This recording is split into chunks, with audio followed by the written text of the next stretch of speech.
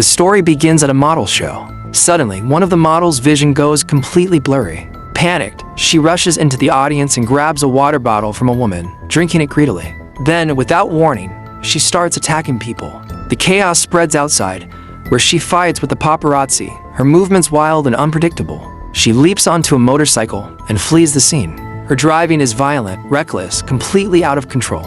A car slams into her, but she gets back up unharmed. The model bursts into a nearby restaurant. She guzzles water straight from the glasses on the tables and begins attacking everyone inside. Desperation and madness in her eyes, she heads into the bathroom and pours toilet water all over her face. Her body temperature skyrockets to dangerous levels. Even when a man shoots her, the bullets have no effect. She runs back outside. The police have surrounded her, but in a horrifying instant, right in front of them, she explodes. The scene shifts. Two FBI officers, Cooper and Jordan, are spending the night together. But the very next day, they are called to a new case, the case of the exploded model.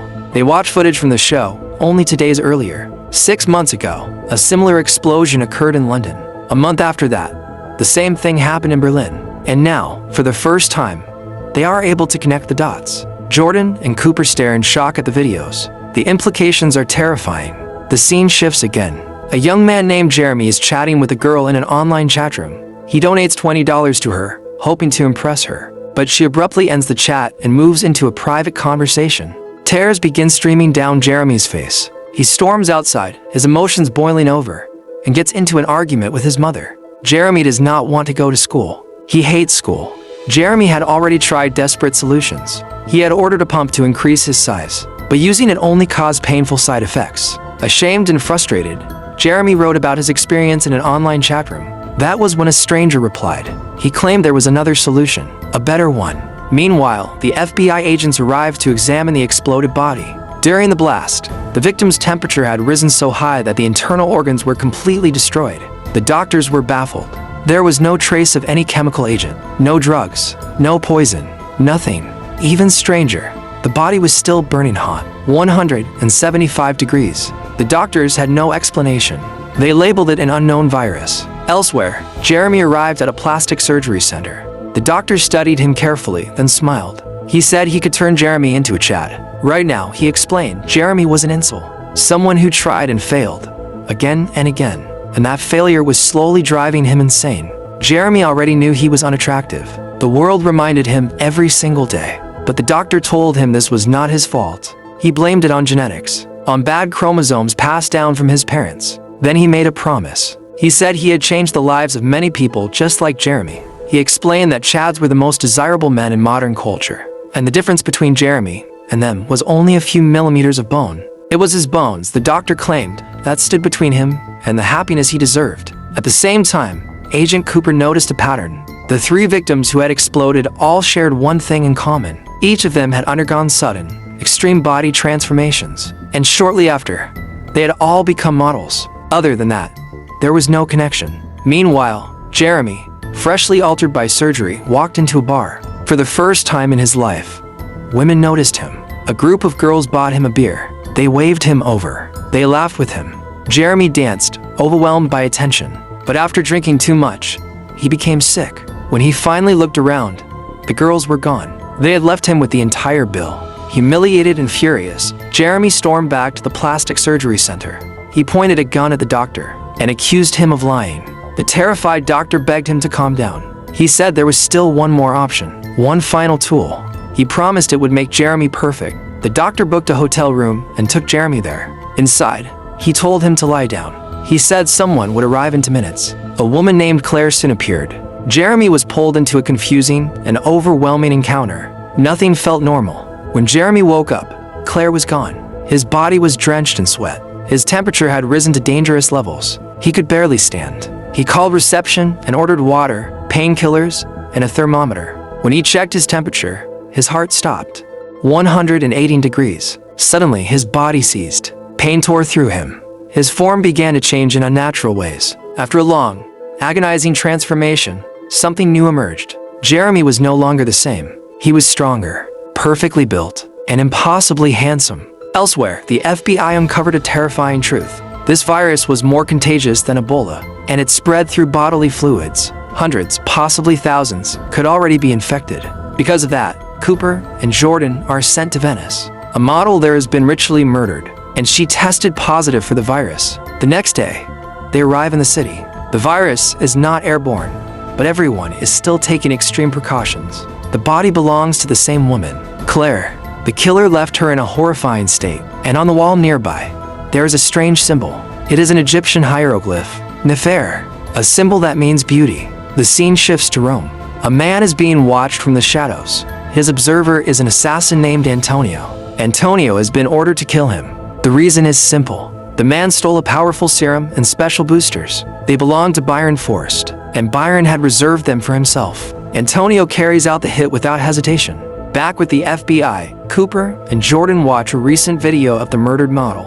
In the clip, she keeps repeating one phrase, "Do not do it." They do not know what she meant, or what she was trying to warn them about. Then Cooper receives a call. They are ordered to return to New York the next morning. An assistant editor at Vogue has just combusted in a cafeteria. As the case grows darker, tension rises between Cooper and Jordan.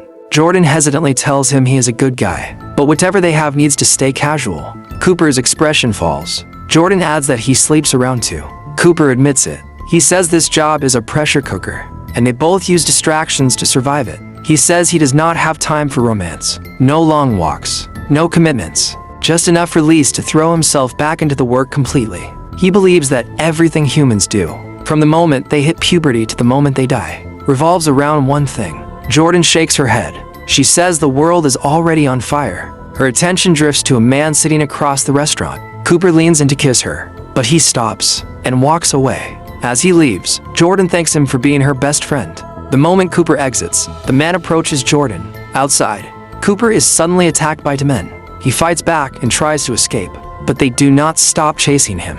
To survive, Cooper is forced to kill them. Meanwhile, Jordan goes with the stranger to a luxurious room. They spend the night together. Before morning, the man disappears. Soon after, Jordan's body temperature begins to rise rapidly. The same symptoms appear, the same pattern. She desperately tries to cool herself. She drinks water. By morning, the transformation is complete. Jordan emerges changed. The scene shifts back to New York. Inside the same cafeteria, two people are casually talking about beauty. Then Harper, the assistant editor, arrives. She does not look well, and something is about to go terribly wrong. She begins drinking water uncontrollably. Moments later, she turns violent, screaming for water. She attacks everyone around her. People scatter in panic. She throws a woman to the ground, and then, in the middle of the crowd, she explodes. Meanwhile, Cooper is still in Venice. Local police have detained him. They do not believe a word of his story. Cooper grows furious. Just then, a senior officer arrives. After a brief exchange, Cooper is released. Elsewhere, Antonio carefully praises his knives. He prepares to kill another man. He tells his target that he broke the rules, that he signed an agreement, that he was given a sacred gift, and yet he showed his gratitude by infecting others. Before he can finish, Antonio receives a call from Byron. Byron tells him to hurry. There is a plastic surgeon Antonio needs to deal with. The doctor came in contact with the Venetian runner. She has already infected at least one other person. Antonio says he needs more support. He suggests calling in his old Blackwater crew. Byron refuses. He tells Antonio to do exactly what he was told. Antonio finishes the job, then heads straight for the doctor. Back with Cooper, Jordan is not answering her phone. He fears someone may have attacked her too. Instead, Cooper receives new information. The two men he killed were both infected. A large amount of blood was spilled. That is why Cooper has now been quarantined. Meanwhile, Antonio arrives at the plastic surgery clinic. The moment he steps inside, he shuts down the security cameras. The doctor is busy disposing of the receptionist's body, a victim Jeremy killed earlier. Antonio mocks him. He says that playing around on the internet turned him into a foolish man who met the wrong girl. The doctor admits he met Claire through the dark web, but Antonio already knows. Claire is dead. The doctor swears it was only one client. Antonio shoots him in the shoulder. At gunpoint, Antonio orders the doctor to call Jeremy. Jeremy is currently infecting another girl. The doctor tells him he needs a second dose to maintain the effects of the procedure. He asks for Jeremy's location. The moment Jeremy gives the address, Antonio kills the doctor. While Jeremy is showering, Antonio arrives. A violent struggle breaks out between them. Antonio notices there is no protection, meaning Jeremy has already infected the girl. Antonio asks if Jeremy ever questioned how he became this way. or if he simply did not care. Antonio forces Jeremy to call the girl. She sounds sick. Jeremy tells her to give him her address. He says he will come and take care of her. At the same time, Cooper receives his blood test results. They come back negative.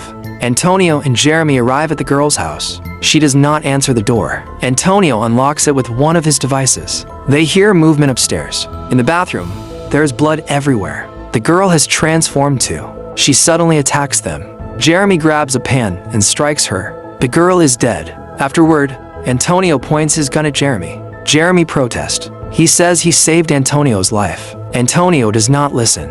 Jeremy shrugs. He says he does not care. Jeremy looks at him calmly. He says he was a loser before all of this anyway. Then he tells Antonio to pull the trigger. Antonio smirks. He says this is usually the part where people beg. Jeremy shakes his head. Beg for what? He says he has nothing. That he spent his entire life just wanting to feel something. And for the first time, it felt good. So he tells Antonio to pull the trigger. But Antonio does not shoot. Instead, he takes Jeremy to a restaurant. He casually orders food. Jeremy asks how long Antonio plans to keep this going. Antonio smiles and says they are having fun. He tells Jeremy to smile too. People are watching them. He reminds Jeremy that now. He is good looking. They sit down at their table. As they talk, Antonio begins to understand Jeremy. He realizes Jeremy used to be unattractive, ignored, mistreated, and that treatment filled him with anger toward the world. Antonio says they have a lot in common. Then he reveals the truth. He has taken the serum himself. Not the cheap version, but a purified dose straight from a laboratory. One injection is the closest thing to the fountain of youth, and it cost a fortune. But a lab technician stole a trial version and began spreading it illegally. That created a problem, because easy access meant people stopped paying for the expensive brand. So the company hired Antonio to clean up the mess. Antonio tells Jeremy something important. He says Jeremy could have run from that girl's house, but he didn't. He saw another opportunity to kill, and he felt drawn to it. Antonio says there is darkness inside Jeremy, the same kind of darkness his own son had. And then we learn the truth. Antonio is 65 years old. Now, he plans to keep Jeremy close, not as a victim, but as a protege. On the other side of the story, Cooper arrives back in New York. Doctors examine the assistant editor's remains. Her liver is still burning hot, 180 degrees, even 10 hours after the blast. Everyone who was present in the cafeteria has been quarantined. They are infected too. Thanks for watching. If you enjoyed this recap, make sure to subscribe to Cinevoice. Hit the bell icon to stay updated and enjoy the journey.